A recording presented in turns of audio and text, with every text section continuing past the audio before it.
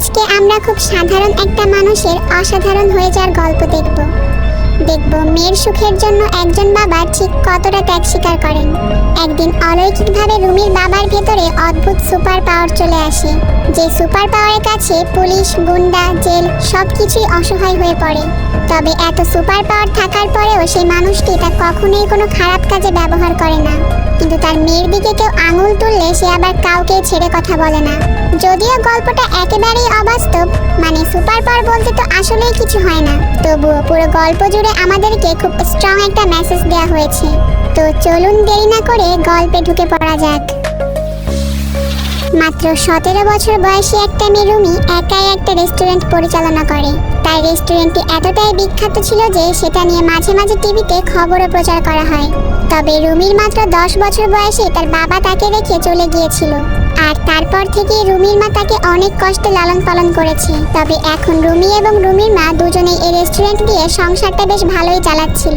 তো যাই হোক, একদিন রাতে রুমি রেস্টুরেন্টের ভেতরে শুয়েছিল। তখন অনেক মানুষের চিৎকার চেঁচামেচি শুনে সে বাইরে এসে দেখে অনেক লোক তার দোকান ভেঙে ফেলার চেষ্টা করছে। রুমি একা একা ওই মানুষগুলোর সাথে লড়াই করতে থাকে, কিন্তু ওই মানুষেরা সংখ্যায় অনেক থাকার কারণে তারা রুমিকে ধরে নিয়ে রেস্টুরেন্টের বাইরে নিয়ে যায়। আর এই ঘটনার খবর শুনতে পেয়ে রুমির মা সেখানে এসে তার মেয়েকে বাঁচানোর চেষ্টা করতে থাকে, কিন্তু দুর্ভাগ্যবশত ওই লোকদের হাতে রুমির মা খুব বাজেভাবে আহত হয়। মূলত টাইসান নামের একটা কোম্পানি এই জায়গায় একটা বড় শপিং মল বানাতে চায়, আর এই কারণেই তারা এই জায়গাটার উপর কবজা করতে চায়। তো যাই হোক, সবাই মিলে রুমির মাকে হাসপাতালে নিয়ে আসে এবং তার চিকিৎসা শুরু হয়। এদিকে ঠিক ওই সময় আকাশের বুক চিরে এক টুকরো উল্কাপিণ্ড এসে তাদের শহরের মাটিতে পড়ে।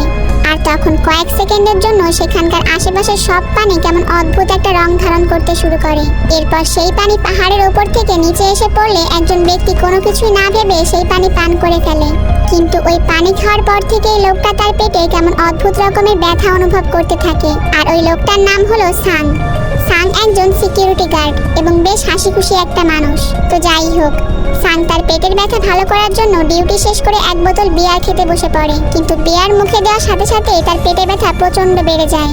আর সে ওইখানে বসে অদ্ভুত আচরণ করতে থাকে, আর তখনই তার হাতের ইশারায় আশেপাশে সবকিছুই নড়াচড়া করতে শুরু করে।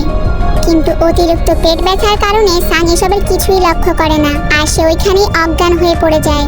কিছুক্ষণ পরে ওই দোকানের মালিক বাইরে বেরিয়ে এসে সাংকে অনেক বকাঝকা করতে থাকে আর তাকে বাড়িতে পাঠিয়ে দেয়। বাড়িতে আসার পর সাং সিগারেট ধরানোর জন্য একটা লাইটার নেওয়ার চেষ্টা করে, কিন্তু তার হাত বাড়াতেই লাইটারটা অটোমেটিক তার হাতে চলে আসে। আর এটা দেখে সে খানিক অবাক হয়, কিন্তু তখনই তার ফোনে একটা কল আসে, আর ফোনের ওপাশ থেকে রুমি বলে, বাবা, আজকে মা মারা গিয়েছে, আর তুমি চাইলে দেখতে আসতে পারো। অর্থাৎ মাত্র 10 বছর বয়সে রুমিকে ছেড়ে চলে আসা ওই ব্যক্তিটি আর কেউ নয়, সাং।